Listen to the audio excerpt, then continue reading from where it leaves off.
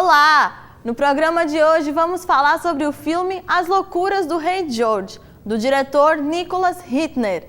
No filme, após perder as colônias americanas que o país possuía, o rei George III passa a demonstrar sinais de loucura, o que gera um momento de instabilidade e intriga no reino.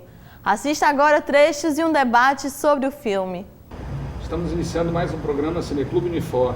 Cineclube é uma atividade de extensão universitária. Ele funciona toda quinta-feira durante o semestre letivo, sempre na sala A da videoteca da Unifor, às 1h30 da tarde. A gente sempre exibe um filme e depois faz o debate. O filme de hoje é A Loucura do Rei George, baseado numa história real, uma história verídica, uma doença que acometeu o rei da Inglaterra no final do século XVIII. Para conversar com a gente aqui sobre esse filme, a gente tem aqui dois pesquisadores da psicologia, o mestrando Renan de Andrade, e o aluno de graduação Benedito Júnior. Eles são alunos do programa de pós-graduação, quer dizer, o ato falho.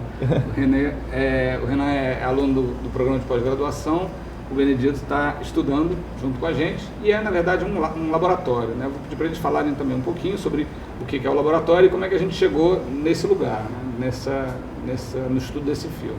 Então, obrigado. Obrigado, eu que agradeço, professor, estar nesse espaço, em nome da professora Clara também, que não pôde estar presente, infelizmente. Algumas coisas aconteceram e ela não pôde estar aqui, então a gente está tentando substituir ela à altura. Então, assim, o Laicos ele é um laboratório que ele envolve pesquisas em psicanálise, sociedade e cultura, e no nosso caso a gente está exatamente no núcleo de desenvolvimento de pesquisas se baseando nas pesquisas de Michel Foucault, Então, no nosso caso, que é o comandado pela Clara, a gente está mais voltado para pesquisas sobre subjetividade, utilizando também a psicanálise como objeto de estudo, Isso envolvendo toda a pesquisa do Michel Foucault, os métodos dele, os métodos de análise, seus conceitos e tudo mais.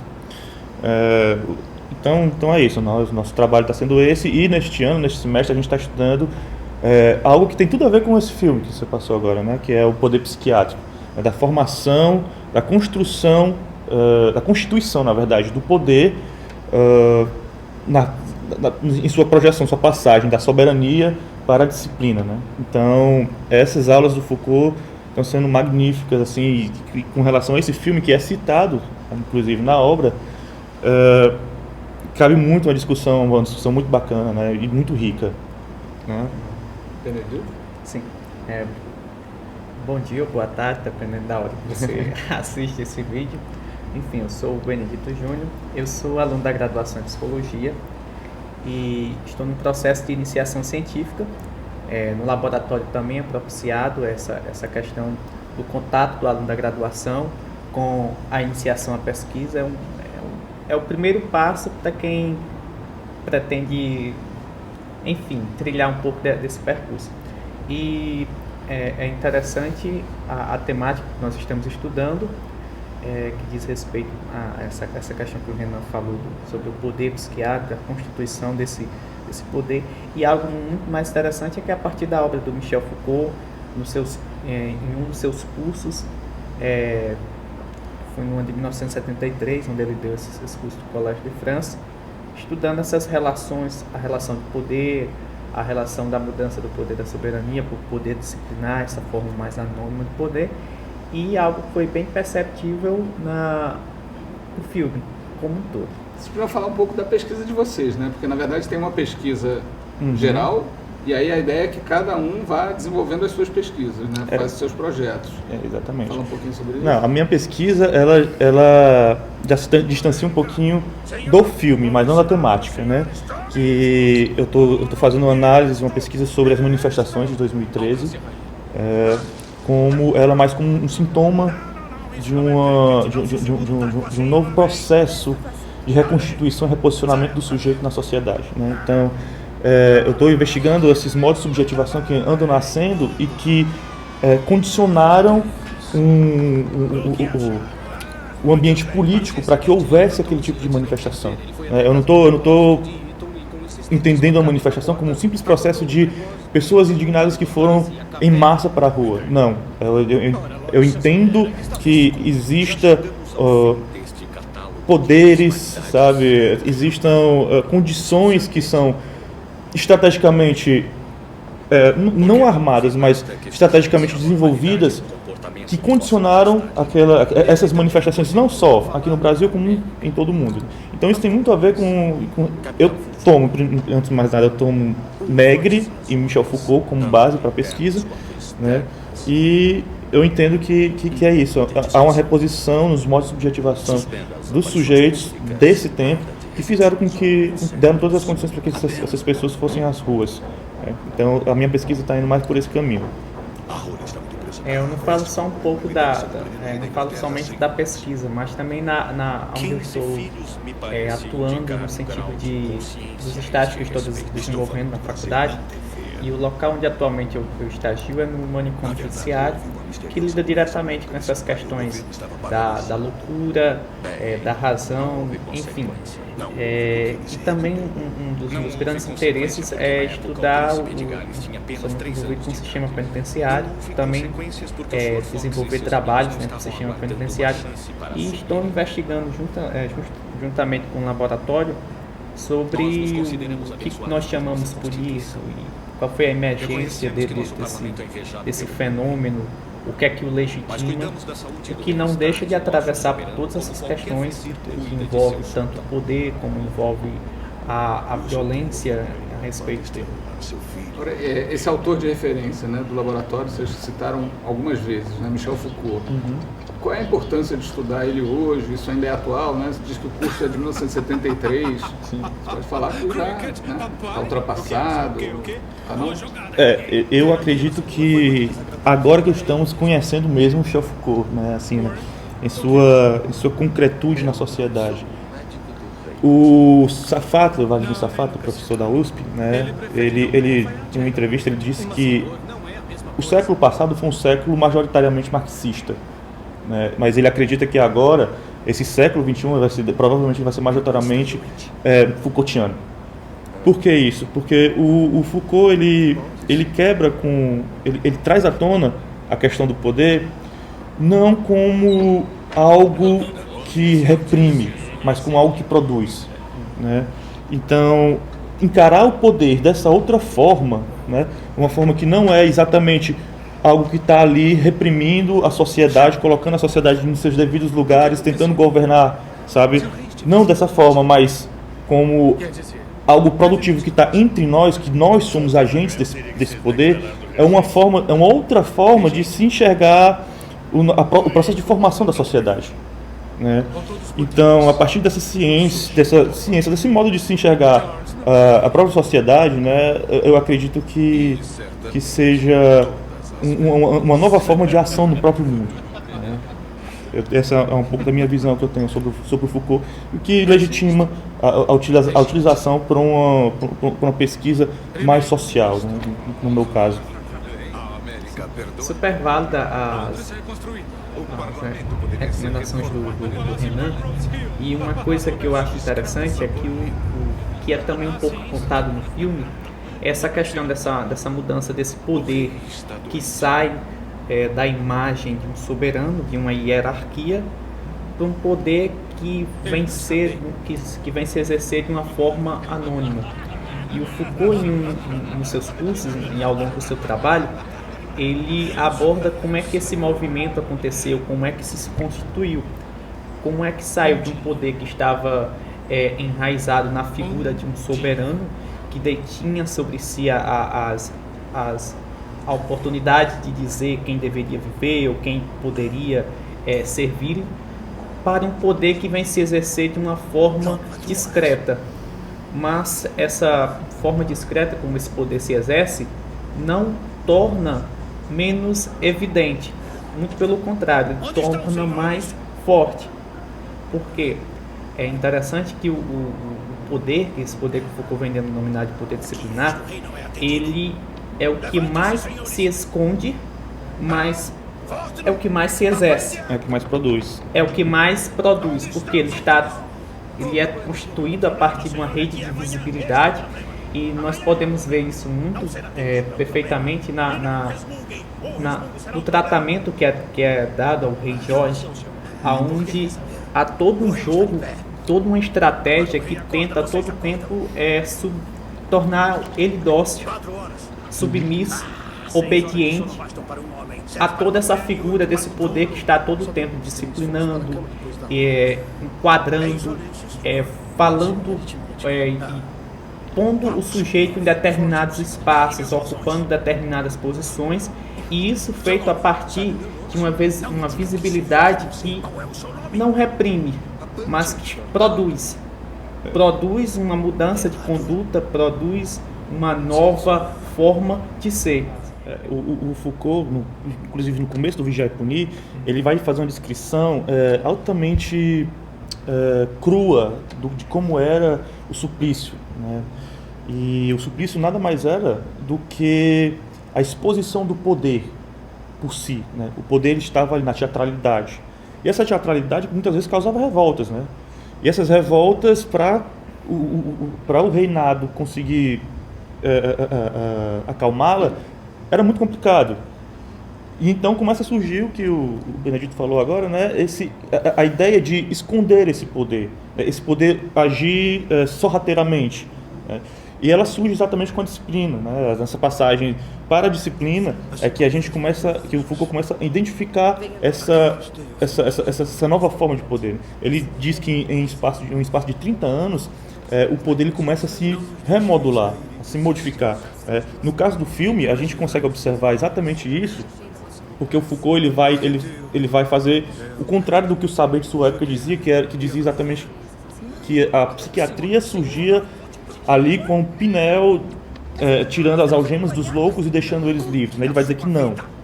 Esse poder saber, né, que ele faz essa relação, ela começa a surgir exatamente com o Rei Jorge. Por quê? Porque é exatamente quando o soberano ele é encarado olho no olho por aquele saber negro representado pelo Ian Holm, né, o ator Ian Holm, o médico. Ele encara no olho o rei e diz: não, você não é mais o soberano, você é um paciente, né? Então o que ele está fazendo ali? Ele está individualizando o sujeito, né? Ele está tornando aquele indivíduo louco em um objeto, um paciente a ser tratado. Naquele momento o rei deixa de ser rei e ele vai ser um paciente. Só que é aí que está. A disciplina ela vem para colocar as pessoas no seu cantinho, né? Para tirar delas a melhor coisa possível para que ela se encaixe na sociedade. Então a disciplina não vai pegar simplesmente o rei, tirar toda a ideia dele de soberania para que ele seja simplesmente aquela pessoa ali dócil. Não, ela vai pegar o rei e assujeitá-lo e fazer ele compreender e ter um controle de si sendo o rei, para que ele possa continuar sendo o rei ali, o regente. É por isso que você enxerga no filme ele sentado ali com todas as pessoas perfiladas, né, naquela teatralidade para fazer com que ele se sinta ainda o rei, ele saiba que ele é o rei, né? Bom, essa é a forma de ação estratégica de um poder disciplinar que vai se constituindo através desse saber, que ele vem não como confronto de um poder, mas tentar, como é que eu poderia colocar, tentar se encaixar a esse poder soberano que já existe e moldá-lo, modificá-lo através de uma disciplina, de uma outra forma de poder, né? Tem uma hora no filme que tem muitas cenas curiosas, né, muito emblemáticas. E uma delas é quando ele recupera a lucidez, né? E aí ele fala, né, fica aquela discussão, eu era eu, ele diz, não, eu era eu, mas agora eu me sinto eu. É como se, né, eu era eu quando eu estava lá, naquela loucura, mas agora é como se eu tivesse me apropriado, né, desse eu.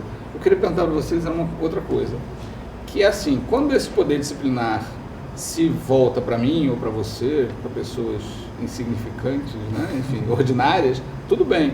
Mas quando ele se volta para o rei, né, esse momento aí é muito interessante, porque é um choque mesmo de poderes, né?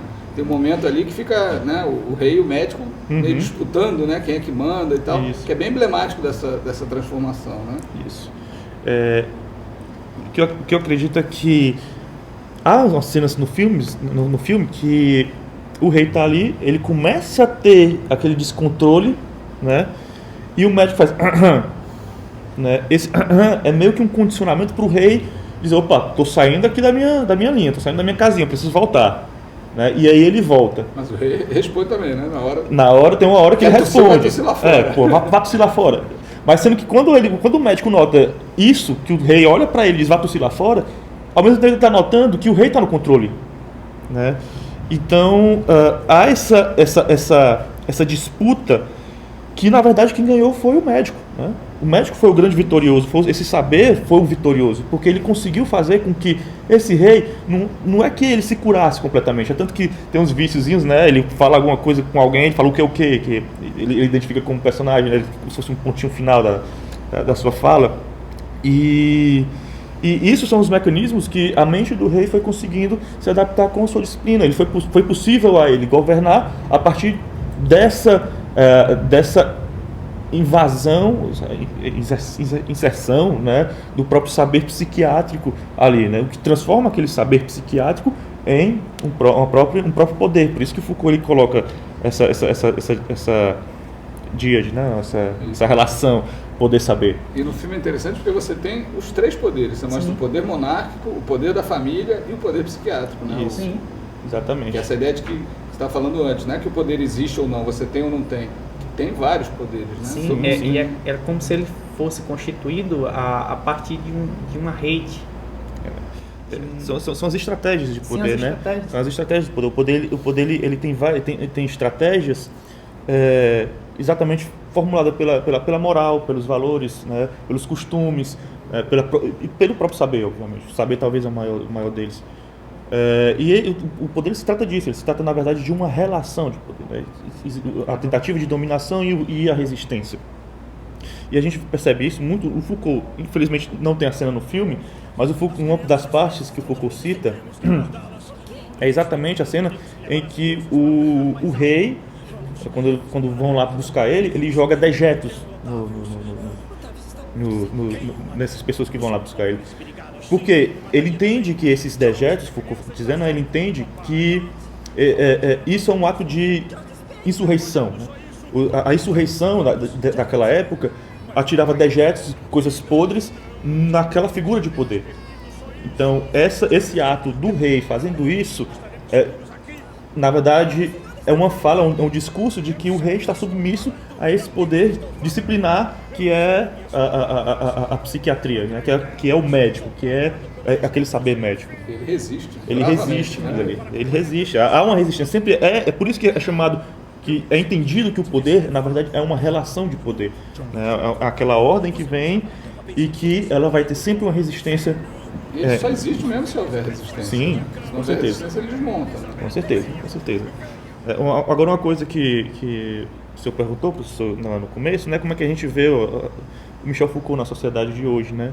E eu me lembrei agora exatamente de uma cena do filme em que o rei fala, eles estão me obrigando a não falar, né? Porque a saída dele era falar tudo que vinha na mente. E ele olha para a rainha e diz, olha, eles estão me obrigando a não falar, né?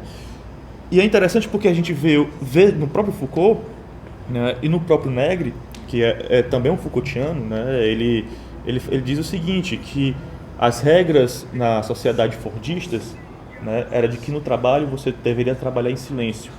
Hoje em dia, né, na sociedade pós-fordista, a regra é você falar. Né? Você é obrigado a falar, você é obrigado a se expressar, você é obrigado a dizer quem você é, ou quais são suas ideias, sua criatividade. Isso é extremamente Foucaultiano, né? Então, são essas percepções... Extrair do corpo o máximo de poder. O máximo que puder, né? Que o Foucault vai chamar isso de biopolítica mais na frente, né? Que é mais um outro passo de uma outra resolução de poder, de problemas que o poder, de acordo com o tempo, vai enfrentando, né? Não, o desenvolvimento da suposta cura do rei Jorge, o Foucault fala desse momento que não era em si de uma psiquiatria, mas ele fala de uma proto-psiquiatria, uma espécie de um início, a partir desse tipo de tratamento ele se deu. E interessante é ressaltar o valor moral que existia nesse tratamento, totalmente moral. Chamava inclusive medicina moral, né? Sim, e o doente com certeza. muitas vezes era um doente moral, loucura moral, esse adjetivo era muito porque a cena que desenvolve toda a loucura do rei, ela e a sua relação com o saber, com o psiquiatra que estava ali, deveria ser uma relação de estrita obediência. Por quê? Somente a obediência, a docilidade daquele sujeito poderia propiciar a ele o que todos almejavam, o que a ciência, que o poder queria, que era a sua cura. E interessante é porque essa relação de subjugação que vai tornar possível a emergência desse saber. Vou trazer uma última questão que eu acho que é muito interessante, que é colocada pelo médico, né?